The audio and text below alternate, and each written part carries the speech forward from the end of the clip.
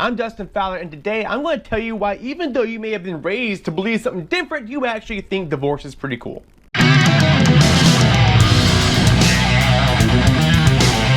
Despite those traditional Christian values, the preacher, you, and everyone in your church actually is for divorce. I want to tell you why.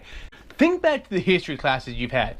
Think back to how absolute monarchs governed with absolute power, unquestionable authority. No one really seemed to have the right based off of largely religion. If you look way back even further than Europe and you're looking at Sumerian kings, or you're looking at some of the Greek kings, these guys had some kind of a divine right that even put them in line with the gods. In China, they had this mandate of heaven, which if you were king, you automatically had divine right through this mandate that heaven approved of you. So who is anyone else to disapprove? Religion is oftentimes used as a way to legitimize absolute authority.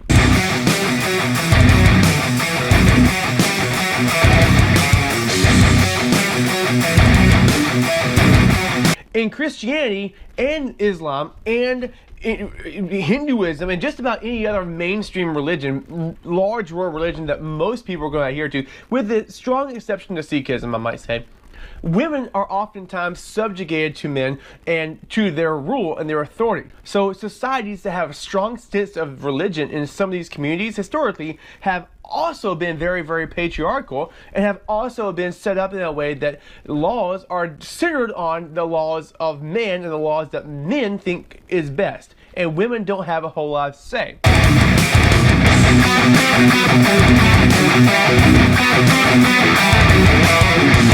However, despite the passages in the New Testament that talk about how submissive women should be to men, there's also a very, very strong sense of individualism in many parts of the developed world. While we still hold fast to Christian values, we're also liberals, born in the Enlightenment period in the 1700s, where people started to question these absolute monarchs who ran the show in whichever way they saw fit.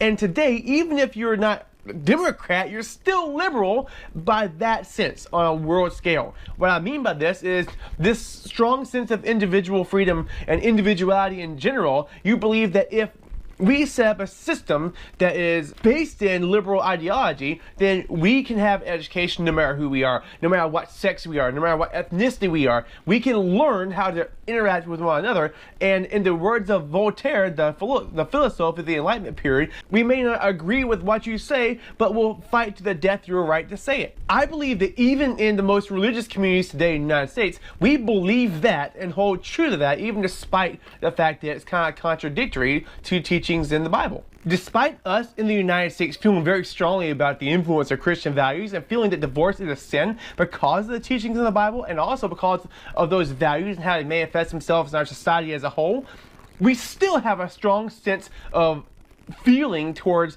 individual freedom, and last thing we want to do is make women feel as though they need to be completely submissive to men, because then it would almost seem as though it's sinful for them not to be married and women wouldn't be able to pursue careers and things like this, which is completely against the fabric of our being. We believe that women, provided opportunity, can do anything that men can do and be just as successful. Well, in some places, not only do they have religious teachings that believe that divorce or teach that divorce is wrong and that women are wrong for trying to leave in a marriage relationship, but there are some countries on earth today where there are either outright laws designed to subjugate women, or there is perceived social rights that are based in religion, which is used to legitimize the existence of such social norms. I was just listening to NPR the other day where I heard a story about a young woman named Durga who was a child placed into a setting where she was going to be married as a child to a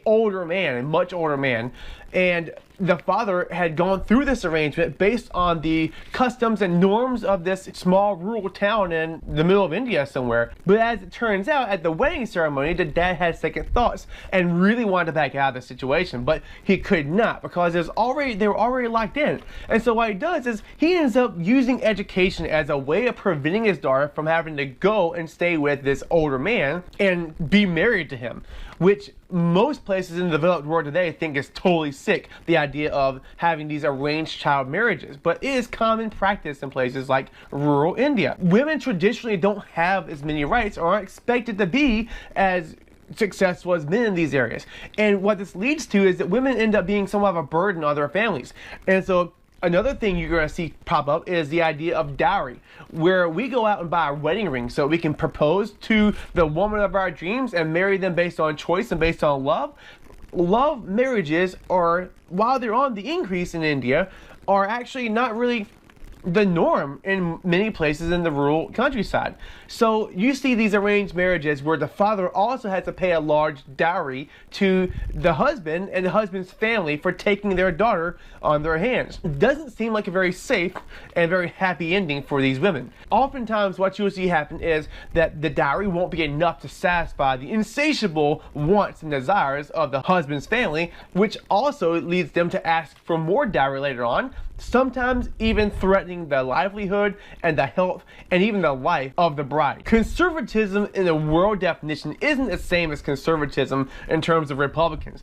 What we're looking at is age-old traditions that are rooted in the way things have always been, and people are afraid to stand up and make changes to those systems.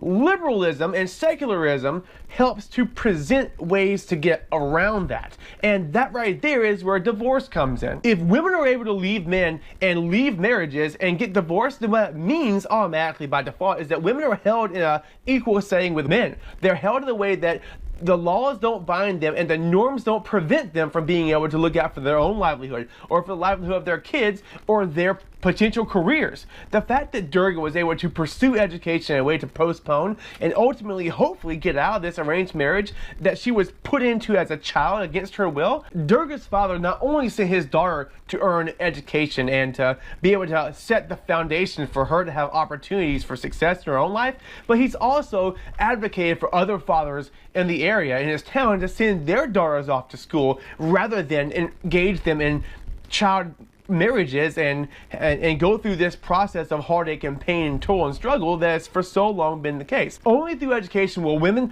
ultimately be able to get out of these marriage relationships where their lives may be at danger, or at very least they may be in danger of being hurt. If women can get a divorce, it means they have the ability to influence society. They can seek careers. They can have as many or as few children as they wish. They can get married to whoever they wish out of whoever they love.